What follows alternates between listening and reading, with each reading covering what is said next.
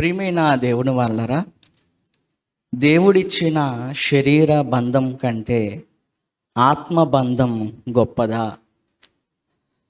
రెండూ దేవుడిచ్చినవే. శరీర బంధమైనా దేవుడిచ్చిందే, ఆత్మ బంధమైనా దేవుడిచ్చిందే. రెండూ దేవుడిచ్చిన బంధాలే. కానీ ఈ శరీర బంధం కంటే ఆత్మ బంధం అనేది గొప్పది అని ఎందరో దైవజనులు లేదా మరి వాక్యాన్ని తెలుసుకున్నవారు వారి ప్రసంగాలలో సంఘాలలో నిజంగా శరీర బంధం కంటే ఆత్మ బంధం గొప్పది అని మరి ఎన్నో మాటలు మరి ఇప్పటికే మనం వింటూ ఉన్నాం. ప్రియమైన దేవుని వల్లరా, నేను కూడా విన్నాను చాలా సంవత్సరాలుగా ఈ మాటలు. శరీర బంధం కంటే ఆత్మ బంధమే గొప్పది, ఆత్మీయులే గొప్పవాళ్ళు, ఆత్మీయులే మరి చాలా ఉన్నతమైన వాళ్ళు, ఎందుకంటే వీళ్ళే కదా పరలోకానికి వస్తారు. ఇలాగా ప్రియమైన దేవుని వల్లరా, మరి శరీర బంధం కంటే కూడా ఆత్మ బంధం గొప్పది అని విన్నాము, నమ్మాము. అలాగే మరి అనేకమైన కార్యక్రమాలు చేస్తూ వస్తున్నాం. కానీ కొన్ని పరిస్థితులు ఎందుకో ఆత్మబంధం కంటే కూడా శరీర బంధం కలిగిన వాళ్ళే ఎక్కువగా ప్రేమిస్తున్నట్టుగా, ఎక్కువగా శ్రమ పడుతున్నట్టుగా, వారి కోసం ఎక్కువగా ఆలోచిస్తున్నట్టుగా కొన్ని పరిస్థితులు కనబడుతూ ఉంటాయి. కనుక ఈ రెండు బంధాల గురించి మనం ఆలోచన చేద్దాం. శరీర బంధం, ఆత్మ బంధం. ఒక శరీర బంధాన్ని దేవుడిచ్చిన తర్వాత మళ్ళీ దేవుడు ఆత్మ బంధాన్ని ఎందుకు ఇచ్చాడు? ఇవ్వవలసిన అవసరత ఏంటి? దేవుడిచ్చిన ఆత్మ బంధము ఏ ఉద్దేశంతో దేవుడు ఆత్మ బంధాన్ని ఇచ్చాడో, ఏ ఉద్దేశంతో దేవుడు ఆత్మీయులుగా మనల్ని కలిపాడో, ఆ ఉద్దేశం అనేది ఆత్మీయుల మధ్య నెరవేరుతుందా? ఆ దేవుడు ఉద్దేశం అనేది కనబడుతుందా ఆత్మీయుల మధ్య? లేదా కనపడట్లేదా? ఎక్కడైనా ఫెయిల్ అయిపోతుందా? ఇలాంటివన్నీ కూడా ఆలోచించుకోవాల్సిన అవసరం ఉంది. ఎందుకంటే మాకు ఆత్మీయులు ఉన్నారు, మాకు ఆత్మ బలం ఎక్కువగా ఉంది, ఆత్మీయుల బలం ఎక్కువగా ఉంది, మాకు ఆత్మీయులు ఉన్నారు అని శరీర బంధాలని చులకన చేసి, శరీర బంధాలని అశ్రద్ధ చేసి, శరీర బంధం కలిగినటువంటి వారిని అవహేళన చేసి విడిచిపెట్టిన పరిస్థితులు కూడా లేకపోలేదు. ప్రియమైన దేవుని వాళ్ళరా, ఒకసారి వీటి గురించి మనం ఆలోచన చేద్దాం. ఏమండి, ముందుగా శరీర బంధం గురించి మనం ఆలోచిస్తే, నిజంగా ఈ శరీర బంధాన్ని పెట్టింది ఎవరు? దేవుడే. ఏమండి, మొట్టమొదటిగా శరీర బంధం ఏ బంధంతో ప్రారంభమైందండి? భార్యాభర్తలు. ఏదేను వనంలో ఆదాము అవ్వలు భార్యాభర్తలు, ఆ తర్వాత పిల్లలు, ఆ తర్వాత తల్లిదండ్రులు, ఆ తర్వాత అన్నదమ్ములని, అక్క చెల్లెళ్ళని, ఇలాంటి శరీర బంధం అనేది, ఇలాంటి బంధం అనేది పెరుగుతూ ప్రపంచవ్యాప్తంగా శరీర బంధం అనేది ప్రతి ఒక్కరం కూడా ఏదో ఒక రూపంలో, ఏదో ఒక పరిస్థితుల మధ్య శరీర బంధం అనేది మనం అందరం కూడా కలిగి ఉన్నాం. కానీ ఒకప్పుడు ఉన్న శరీర బంధాల మధ్య ఒకప్పుడు ఉన్న ప్రేమ, ఆప్యాయతలు ఇవన్నీ కూడా ఇప్పుడు లేవు. ఏమండి, ఎందుకంటే స్వార్థం పెరిగిపోయింది. వాళ్ళ కుటుంబం కంటే, నా అన్న కుటుంబం కంటే నా కుటుంబమే బాగుండాలి అనుకుంటారు. లేకపోతే ఏదో ఒక స్వార్థపూరితమైన ఆలోచనతో ఏమండి వీళ్ళందరూ కూడా అన్నదమ్ములైనా అక్క చెల్లెళ్ళైనా ఎంతో ప్రేమగా, ఆప్యాయంగా పలకరించుకొని చక్కగా ఏమండి మెలగవలసినటువంటి కుటుంబాలు ఈరోజు కక్షలతో, కార్పణ్యాలతో, పగలతో, ప్రతీకారాలతో నిజంగా కుటుంబ వ్యవస్థ అనేది చిన్న భిన్నమైపోయి భార్యాభర్తల మధ్య సఖ్యత లేదు, తల్లిదండ్రులకు పిల్లలకు మధ్య అనుబంధం కోల్పోతున్నారు. ఏమండి అన్నదమ్ముల మధ్య ప్రేమ ఆప్యాయతలు కోల్పోతున్నారు. రాను రాను రాను రాను రాను రాను ఈ ప్రేమ ఆప్యాయతలు అనేవి చల్లబడిపోతూ ఉన్నాయి. ఇది వాస్తవం, జగమెరిగిన వాస్తవం, మనందరికీ తెలిసిన వాస్తవం. మనం కూడా అలాగ ఉండుండొచ్చు. ప్రియమైన దేవుని వల్లరా, ఇలా మనం ఆలోచించుకుంటూ వెళ్ళిపోతే ఈ శరీర బంధాన్ని ఏర్పాటు చేసిన దేవుడు ఈ శరీర బంధాలు అనేవి సరిగ్గా లేవు అనేటువంటి పరిస్థితి దేవుడికి తెలుసు. అయితే ప్రియమైన దేవుని వల్లరా, వాక్యం ఎరిగిన కొంతమంది, వాక్యం తెలుసుకున్న కొంతమంది, ముఖ్యంగా మన BOU అనుకోండి, కాసేపు ఏమండి కొంచెం వాక్యం తెలుసుకున్నారు. వాళ్ళు వాక్యం తెలుసుకొని బైబిల్లో ఏదో 1-2 చదువుతారు వాళ్ళు.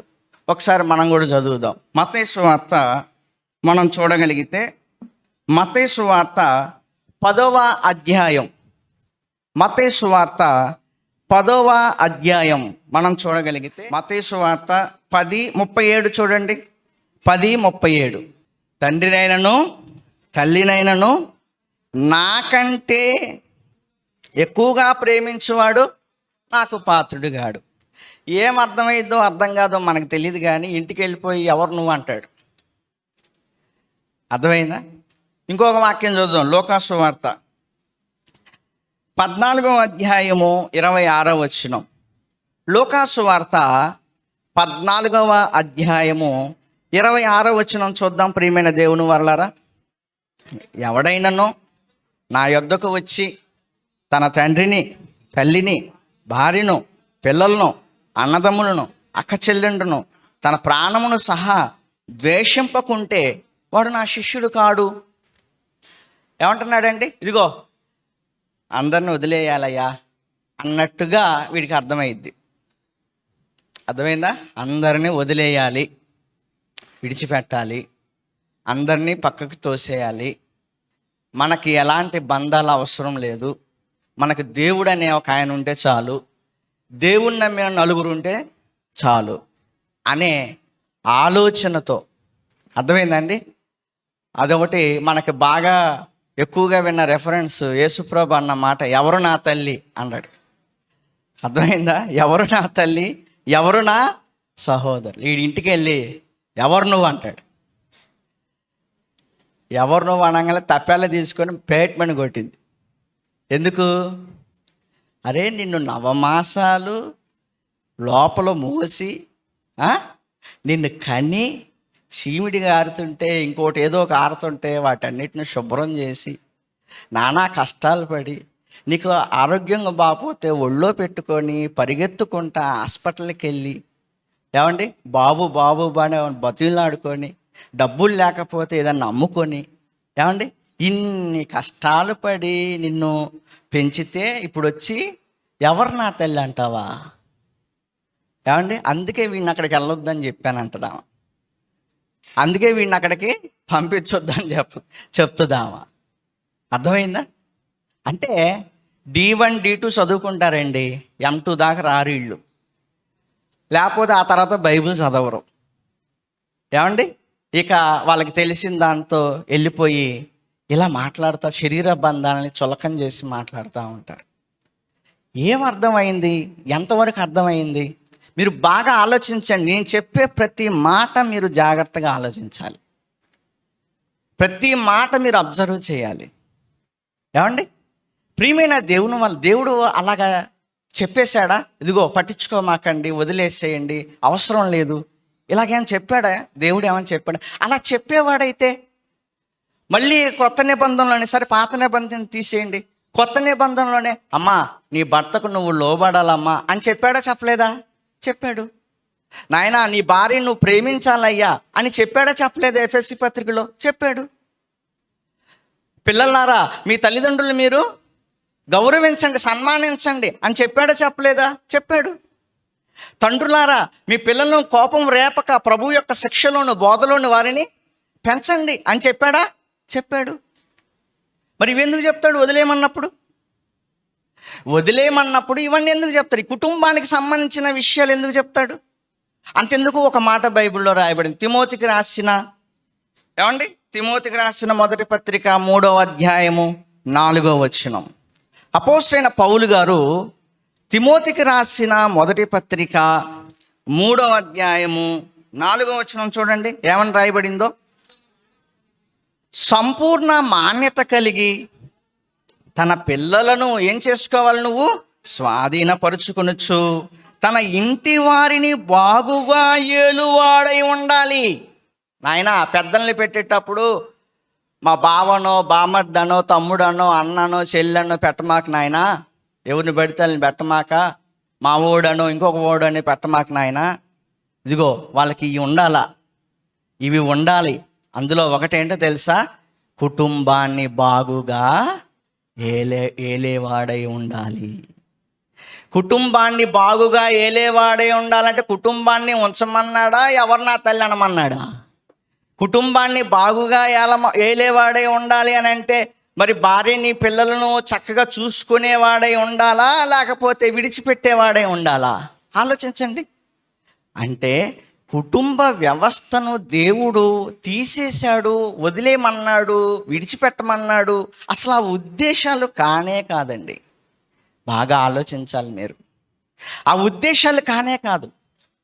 ప్రియమైన దేవుని వాళ్ళరా, సరే మీరు అన్నట్టుగా శరీర బంధం కంటే మీకు ఆత్మబంధమే బాగా ప్రేమగా అనిపిస్తుంది అనుకోండి. కాసేపు బాగా వాళ్ళని ప్రేమిద్దాము అనుకోండి. కాసేపు ఈ రెండింటికి డిఫరెన్స్ చెప్తాను, మీరు బాగా ఆలోచించండి.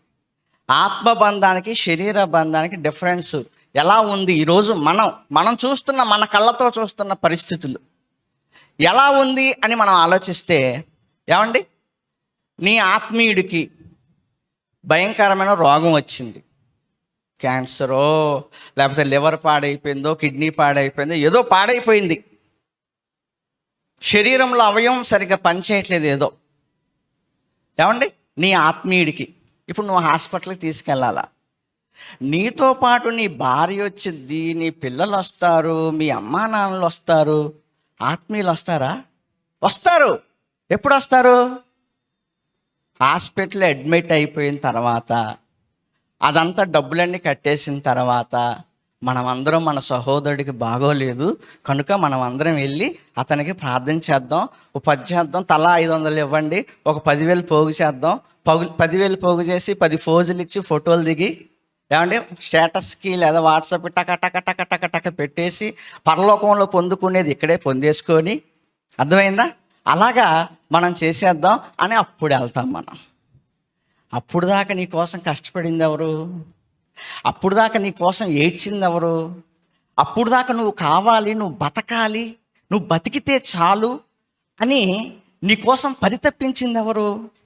భార్య, ఒక అమ్మ, ఒక నాన్న, పిల్లలు. అవునా కాదా? నేను చెప్పేది ఏమైనా అబద్ధం ఉందా ఇందులోనే?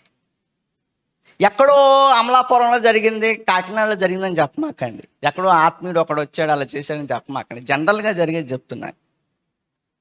అంటే ఒక ఆత్మబంధమే గొప్పది అనుకుంటున్న నీకు, నువ్వు కష్టంలో ఉన్నప్పుడు నీతో పాటు వచ్చేది ఎవరు చెప్పు? నీకు బాగోలేదు, 1,00,000 రూపాయలు కట్టాలా? 1,00,000 రూపాయలు కట్టాలి. ఎవరిస్తారు? ఆత్మీయులు. మా సోదరుడికి ఒక ఆయనకి క్యాన్సర్ వచ్చింది. మేము అందరం కలిసి నానా కష్టాలు పడి 4 రోజుల నుంచి ఒక 50,000 సుమారు ఇచ్చుకోగలిగాం. ఆయనకి ఇంకా లక్షలు కావాలి. ఎవరైనా ఇస్తామా? మన ఇంట్లో తాకట్టు ఏదన్నా ఇంటికైతే ఏమైనా ఉంటే తాకట్టు పెట్టేసి, ఆడవాళ్ళు ఎత్తి మెడలో ఏమైనా గొలుసులు తీసేసి తాకట్లు పెట్టేసి 1,00,000, 2,00,000, 3,00,000 తీసుకెళ్ళి ఇవ్వగలమా? అదే నీ కూతురుకు బాగోపోతే, అదే నీ కొడుకుకు బాగోపోతే ఏం చేస్తావు? అమ్మో, నా కొడుకు బతికితే చాలు, నా కూతురు బతికితే చాలు, అయ్యా ఎట్టో కట్ట ఇవి తీసుకోండి అయ్యా, నా బిడ్డను బతికించాలి, బతికించుకోవాలి అని వెంట పడతారు శరీర బంధం కలిగిన వారు. ఎందుకంటే చాలా చులకన చేసేస్తున్నారు శరీర బంధాలని. ఏదో వాళ్ళు దేవుని నమ్మలేదనో, ఏదో వాళ్ళు లేకపోతే దేవునికి దూరంగా ఉన్నారనో, ఇలా శరీర బంధాలని చులకన చేసేసి, చులకనగా మాట్లాడేసి, నాకు అవసరం లేదు అని చెప్పేసేటువంటి పరిస్థితుల్లోకి చాలామంది వెళ్ళిపోయారు. అందుకే ఇవన్నీ గుర్తు చేస్తాను. నేను నా కళ్ళతో చాలాసార్లు నన్ను కలిచివేసిన సందర్భాలు ఇవన్నీ కూడా, నన్ను చాలా ఆలోచింపచేసిన సందర్భాలు ఇవన్నీ కూడా. మనం ఏంటి ఆత్మబంధం గొప్పదనుకుంటున్నాము, మరి శరీర బంధం కలిగిన వారేంటి మన కోసం ఏడుస్తున్నారు, మన కోసం బాధపడుతున్నారు, మన కోసం ఖర్చు పెడుతున్నారు, మన కోసం పరుగులు తీస్తున్నారు. ఏంటి వాళ్ళని చులకన చేయొచ్చా? ప్రియమైన దేవుని వల్ల దేవుడిచ్చింది శరీర బంధం. ఎవరిచ్చింది చెప్పండి? ఎవరిచ్చారండి మీకు శరీర బంధం? పిల్లలు ఎవరిచ్చారండి? భార్యను ఎవరిచ్చారండి? భర్తను ఎవరిచ్చారు? తల్లిదండ్రులు ఎవరిచ్చారు? ఈ బంధాలు ఎవరు పెట్టారు? దేవుడు. దేవుడు పెట్టింది. ఎప్పుడు కూడా తక్కువ అంచనా వేయకండి, తక్కువ చేసి మాట్లాడకండి. శరీర బంధం ఏమండి మనం నిలుపుకోగలిగితే, కాపాడుకోగలిగితే నిజంగా శరీర సంబంధం. ఏమండి నేనే ఏదో తప్పు చేసి జైలుకి వెళ్ళానండి అనుకోండి, కాసేపు నేనే ఏదో తప్పు చేసి జైలుకి వెళ్ళా, నా ఆత్మీయులు ఎవరైనా వస్తారా? సరే తప్పే చేశా, నేను జైలుకి వెళ్ళిపోయాను, నా ఆత్మీయులు ఎవరైనా వస్తారా నాకు బెయిల్ తీసుకురావటానికి, ఆ జైలుకి రావడానికి ఎవరైనా వస్తారా? వస్తారు. ఎప్పుడు? దేవుడు చెరసాలలో ఉన్న వాళ్ళని చూసి రమ్మన్నాడు కాబట్టి మనం అందరం వెళ్ళి పర్మిషన్ తీసుకుని, అయ్యా ఎలా ఉన్నావు అని. ఒకవేళ అది కూడా ఎవరో, అది కూడా అందరం చేయరా పని, అంత ధైర్యం లేదుగా. లోపల జైలుకి వచ్చి ఎవడు చూస్తాడు? ఏమండి వాడేం పనికి మళ్ళీ తప్పు చేశాడో, ఏం తప్పు చేశాడో, మొత్తానికి జైల్లో పడ్డాడు అనుకుంటారు. కానీ తల్లి అలా అనుకుంటుందా? తండ్రి అలాగ అనుకుంటాడా? భార్య అలాగ అనుకుంటుందా? భర్త అలాగ అనుకుంటాడా? పిల్లలు అలాగ అనుకుంటారా? ఏమంటే నానా కష్టాలు పడి ఎలాగైనా నా భర్తని నేను కాపాడుకోవాలి, నా భార్యని నేను కాపాడుకోవాలి అని వెంట పడతారు వాళ్ళు. సరే నువ్వు తప్పే చేసావు అయినా వెంట పడతారు వాళ్ళు, అయినా వెంట పడతారు. మనకేదో జరుగుతుంది కాబట్టి శరీర బంధం విలువ తెలియట్లేదు. వాస్తవం ఇది. మనకేదో వెళ్ళిపోతుంది, లైఫ్ అలా వెళ్ళిపోతుంది. ఒక్కసారి మంచాన పడితే భార్య విలువ తెలిసింది, ఒక్కసారి మంచాన పడితే భర్త విలువ తెలిసింది, ఒక్కసారి డబ్బులు లేక అల్లాడిపోతుంటే పిల్లలు తీసుకొచ్చి లక్షలు నీకు ఇచ్చి, ఇదిగో నాయన ఇదిగో ట్రీట్మెంట్ చేసుకో, లేకపోతే ఇలా, అప్పుడు తెలిసిద్ది వాళ్ళ విలువేంటి అనేది. నేను ఎందుకు ఈ మాటలు చెప్తున్నానంటే, వాక్యం విన్నాం కదా అని ఎవరు నా తల్లి అనమాకండి వెళ్ళి. అర్థమైందా? శరీర బంధం దేవుడిచ్చింది. దేవుడిచ్చిన దాంట్లో చాలా వరకు 100% నేను చెప్పట్లేదండి, 100% ఇలాగ ఉంటారని నేను చెప్పట్లేదు. చాలా వరకు శరీర బంధం కలిగిన వారు తన వాళ్ళ కోసం, ఏమండి తన వాళ్ళ కోసం ఆలోచిస్తారు, బాధపడతారు, కష్టపడతారు, పనిచేస్తారు. శరీర బంధాన్ని చాలామంది చులకన చేసి మాట్లాడుతున్నారు. నో, ఈ శరీర బంధం అనేది దేవుడిచ్చింది. దేవుడిచ్చిన దాన్ని కనుక మనం చక్కగా దాన్ని ఏం చేసుకోవాలి? కాపాడుకోగలగాలి. అఫ్కోర్స్ వాళ్ళు వినకపోవచ్చు దేవుడి గురించి. చూద్దాం, ప్రయత్నం చేద్దాం, మన జీవిత కాలంలో ప్రయత్నం చేద్దాం. ఎవరు నా తల్లి అన్నాడు యేసుప్రభు. మత్తయి సువార్త 13వ అధ్యాయం 56 ఎప్పుడు చదువుకుంటాం మనం. ఎవరు నా తల్లి అన్న, ఎవరు నా తల్లి అన్న ఆయన మళ్ళీ సిలువలో అప్పగించలేదా? అప్పుడు ఎందుకు అప్పగించాడు? వదిలేయాలి కదా. యోహాను సువార్త 19వ అధ్యాయం 26వ వచనం. యోహాను సువార్త 19వ అధ్యాయం 26వ వచనం. యేసు తన తల్లియు తాను ప్రేమించిన శిష్యుడును దగ్గర నిలిచిండుట చూచి, అమ్మా ఇదిగో నీ కుమారుడు అని తన తల్లితో చెప్పెను. తరువాత శిష్యుని చూచి, ఇదిగో నీ తల్లి అని చెప్పెను. ఆ గడియ నుండి ఆ శిష్యుడు ఆమెను తన ఇంట చేర్చుకుని, అమ్మ సిలువలో ఉన్నప్పుడు అమ్మ గురించి ఎందుకు ఆయనకి? శరీర బంధమే కదా ఉంది. సిలువలో రక్తం కారిపోతున్నప్పుడు అమ్మ గురించి ఎందుకు ఆయనకి?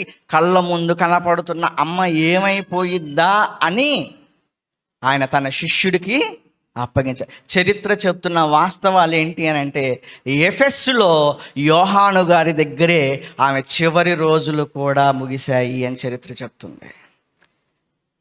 ఎందుకంటే బైబిల్లో రాయబడింది కాబట్టి. ఇదిగోమ్మ ఈ గడియ నుంచి ఇతనుని కుమారుడు. ఆయనకి చెప్పాడు యోహాను గారికి, ఏమని? ఇదిగో ఇక్కడి నుంచి ఈమె నీ తల్లి, నేను వెళ్ళిపోతున్నాను. శరీర బంధం ఎవరు నా తల్లి అని ఆయన మళ్ళీ తల్లి గురించి ఎందుకండి? టైంలో ఎందుకన్నాడు ఏంటో, ఆ పరిస్థితి ఏంటో మనం కూడా ఇంట్లో కొట్లాడుకుంటాం కదండి. ఎవడరా నువ్వు అంటాం, అంటే వెళ్ళిపోవటమేనా? కాదు కదా. మళ్ళీ వస్తాం కదా, మళ్ళీ మన బంధాలు అవి ఏమండి ముందుకు తీసుకెళ్తుంటాం కదా.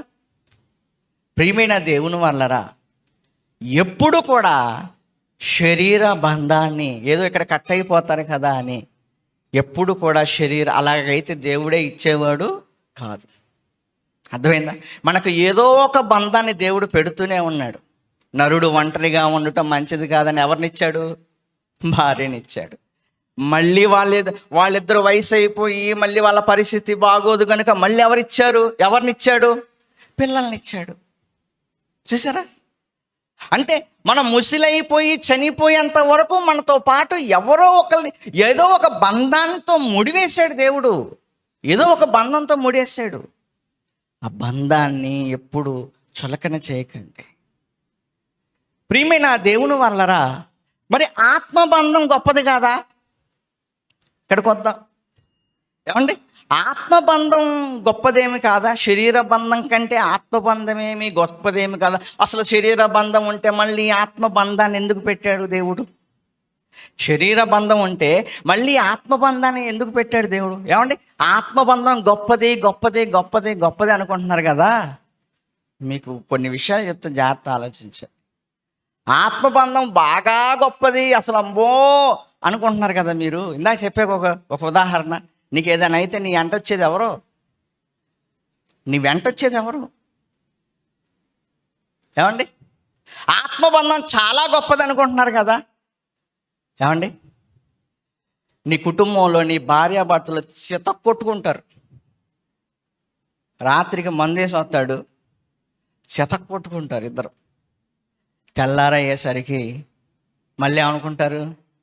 సారీ ఏమనుకోమాక, తాగిన మత్తులు అలా చేసేసాను అని అనగానే ఏమైపోద్ది? ఐస్ అయిపోద్ది.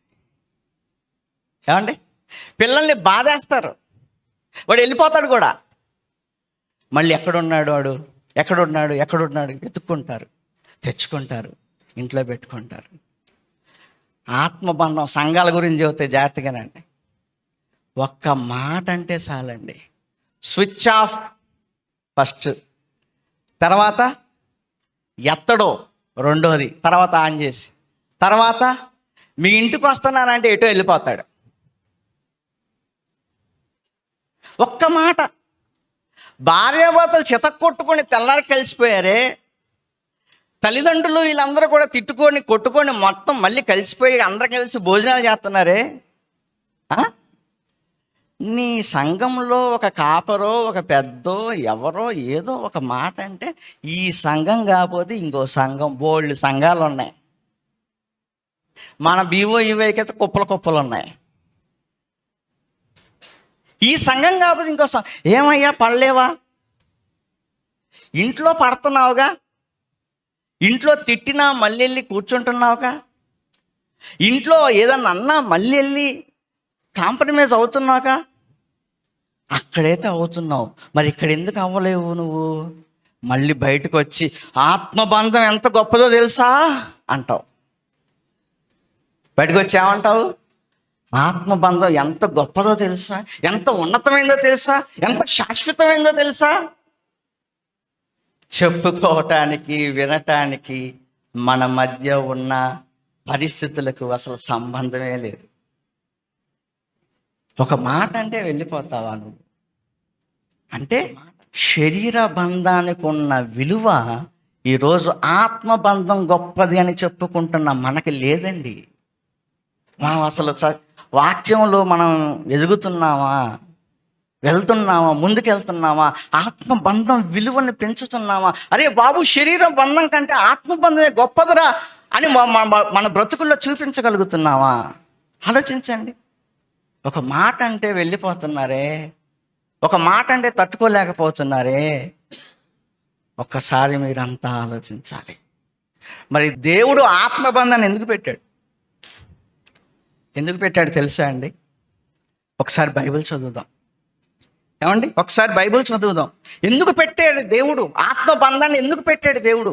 ఏమండి, మార్కు సువార్త 10వ అధ్యాయం 29వ వచనం. మార్కు సువార్త 10వ అధ్యాయం 29వ వచనం ఏమంటున్నాడండి? అందుకు యేసు ఇట్లా, నేను నా నిమిత్తమును సువార్త నిమిత్తమును ఇంటినైనను అన్నదమ్ములనైనను అక్క చెల్లెండ్రనైనను తల్లిదండ్రులనైనను పిల్లలనైనను భూములనైనను విడిచినవాడు నా నిమిత్తము విడిచినవాడు ఇప్పుడు ఇహమందు హింసలతో పాటు నూరంతలుగా ఇస్తాను, అలాగే నిత్య జీవాన్ని ఇస్తాను అన్నాడు. అర్థమైందా? ఎందుకు ఈ శరీర బంధాలు విడిచిపెట్టాలి అంటున్నాడు? ఎందుకు ఇవి నూరంతలుగా ఇస్తాను అంటున్నాడు? ఎందుకు అంటున్నాడు? ప్రియమైన దేవుని వల్లరా, ఈరోజు చాలామంది హైందవ కుటుంబాల నుంచి, వేరే అదర్ క్యాస్ట్ నుంచి ఏమండి క్రీస్తుని నమ్ముకుంటా ఉంటారు. నిజంగా వాళ్ళు పడే కష్టాలు మీకు తెలియదండి. ఒక చెల్లి చెప్తుంది, అన్న నేను బైబిల్ చదవాలంటే బాత్రూంలోకి వెళ్ళిపోయి బైబిల్ చదవాలి. అమ్మాయి పరిస్థితి అది. నేను బైబిల్ చదవాలంటే వాష్రూమ్కి వెళ్ళిపోయి అక్కడ బైబిల్ తీసుకెళ్ళిపోయి నేను బైబిల్ నా ఇంట్లో బైబిల్ ఓపెన్ చేయటానికి లేదు, నేను నా ప్రార్థన చేసుకోవడానికి నాకు లేదు. ఇలాంటి పరిస్థితులు, చాలామంది పరిస్థితులు ఇలాగే ఉంటాయి. అలాంటి పరిస్థితుల్లో నిన్ను తల్లిదండ్రులు వదిలేస్తారు, భర్త వదిలేయచ్చు, పిల్లలు వదిలేయచ్చు. ఇదిగో నా నిమిత్తము నీకు అలాంటి పరిస్థితులు రావచ్చు. నువ్వు నన్నే నమ్ముకున్నావనుకో, నువ్వు నన్నే నమ్ముకొని అలా నిలబడిపోయావు అనుకో, నీకేమిస్తాను తెలుసా? ఈ భూమి మీద నూరంతులుగా. అమ్మల్ని కోల్పోయావా? అమ్మల్ని ఇస్తాను. నాన్నను కోల్పోయావా? నాన్నల్ని ఇస్తాను. అదే సంఘం అండి, అదే సంఘం. తిమోతికి రాసినటువంటి మొదటి పత్రిక 3వ అధ్యాయము 15వ వచనం చూడండి. 3వ అధ్యాయము 15వ వచనం. అయినను నేను ఆలస్యము చేసిన దేవుని మందిరములో, అనగా జీవము గల దేవుని సంఘములో జనులు ఎలా ప్రవర్తించాలో నేను చెప్తా ఆ విధంగా చేయి తిమోతి అని ఎఫెస్సులో ఉన్నటువంటి తిమోతికి పత్రికను రాస్తున్నాడు పౌలు గారు. అలా పత్రికను రాస్తూ ఏమంటే 5వ అధ్యాయం 1-2 వచనాలు చదివితే, వృద్ధుని గద్దింపక తండ్రిగా అమ్మ, నువ్వు సంఘంలోకి వెళ్ళంగానే ఒక తండ్రి ఉంటాడు తల్లి, నువ్వు సంఘంలోకి వెళ్ళంగానే తల్లులు ఉంటారు, నువ్వు సంఘంలోకి వెళ్ళంగానే అన్నలు ఉంటారు, నువ్వు సంఘంలోకి వెళ్ళంగానే తమ్ముళ్ళు ఉంటారు, అక్కలు ఉంటారు, చెల్లెళ్ళు ఉంటారు అని ఈ ఆత్మ బంధాన్ని దేవుడు ఎందుకు పెట్టాడో తెలుసా అండి? ఇదిగో నన్ను నమ్ముకున్నందుకు వాళ్ళు నిన్ను దూరం చెయ్యొచ్చు, నా నిమిత్తము నువ్వు వాళ్ళని వదిలేసే పరిస్థితి రావచ్చు. అలాంటి పరిస్థితుల్లో వాళ్ళు లేరు అని నువ్వు అనుకోమాక, ఇదిగో సంఘం నీకు ఎలా ఉంటుందో తెలుసా? ఒక తండ్రిగా, ఒక తల్లిగా, ఒక అన్నగా, ఒక తమ్ముడుగా, ఒక చెల్లిగా, ఒక అక్కగా నీకు ఆదుకుంటుంది, ఆదుకుంటారు, ఉంటారు వాళ్ళు, ఆత్మీయులు వాళ్ళు అని దేవుడు ఈ ఆత్మ బంధాన్ని ఇచ్చాడు. నేను ఎక్కడో పుట్టానండి, మీరు ఎక్కడో పుట్టారండి, మీరు ఎక్కడో పుట్టారు, నేను ఎక్కడో పుట్టాను. కానీ మనందరి మధ్య ఉన్న బంధం ఏంటి? ఆత్మ బంధం. కానీ అది పెద్దగా విలువగా ఏమి లేదు, అదేం పెద్ద గొప్పగా ఏమి లేదు. గొప్పగా చేసుకోవాలి, మనమే మన పద్ధతులు మార్చుకోవాలి, మనమే మంచి ఆలోచనలతో ముందుకెళ్ళగలగాలి. ఆత్మ విలువలు కాపాడండి దయచేసి. ఆత్మీయతలో దేవుడు ఎందుకు పెట్టాడు? శరీర బంధం కాదని. ఇదిగో ఆత్మ బంధాన్ని మీకు పెడుతున్నాను. ఇదిగో సంఘమే ఆత్మ బంధం. ఈ సంఘంతో మీరు అలా ఉండాలి, ఒక అన్నదమ్ముల్లాగా, ఒక అక్క చెల్లెల్లాగా, ఒక తండ్రి పిల్లల్లాగా, ఒక తల్లి పిల్లల్లాగా ఉండండి మీరంతా అని ఒక ఆత్మ బంధాన్ని ఎందుకు పెట్టాడో తెలుసా? ఇదిగో శరీర బంధం కలిగిన వాళ్ళు ఒకవేళ ఆయన కోసం మిమ్మల్ని దూరం చేస్తే, ఇదిగో మేము ఉన్నాము అంటానికి. కానీ అలా లేదు ప్రియమైన దేవుడు వల్ల. ఆలోచించాలి, ఆలోచించుకోండి మీరంతా. శరీర బంధం కంటే ఆత్మబంధం గొప్పదని చెప్పటం కాదు, వినటం కాదు.